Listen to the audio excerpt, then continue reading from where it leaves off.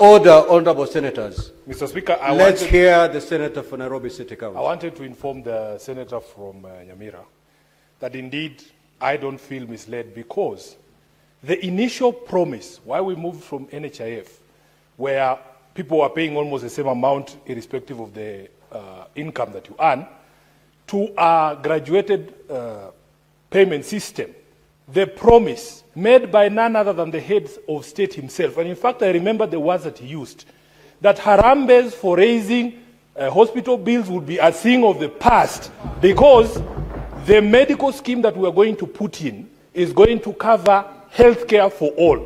And there was no rider. At that particular moment in time, nobody told us, Honorable Speaker, that it would be for 10% or a portion. That is the justification, Honorable Speaker, why my contribution moved from less than 1,000 to 33,000. And he was telling us that those of us who are able to pay more should do so, so that harambes are a thing of the past. Are Kenyans still holding harambes to fund Medicare? Yes, they are. Therefore, SHA is not working. Thank you, Honorable Speaker. Now, honorable senators. Honorable senators. Honorable senators, we just to guide the House, sitting in Turkana County, we went through a set of laws that gave birth to SHA. And therefore, the matter of SHA is no longer based on a promise that was made somewhere. It is based in the law.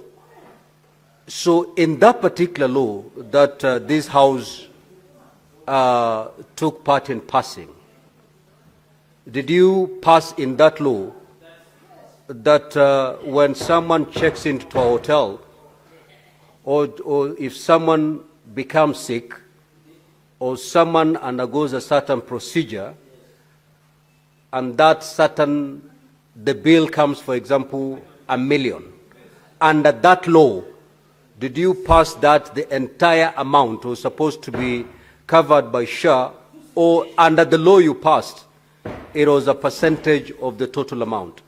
I want to be referred to the law, not to a promise that was made somewhere. Speaker, if you remember, and the answer can bear me witness, I am one of those people who opposed this particular legislation, Honorable Speaker.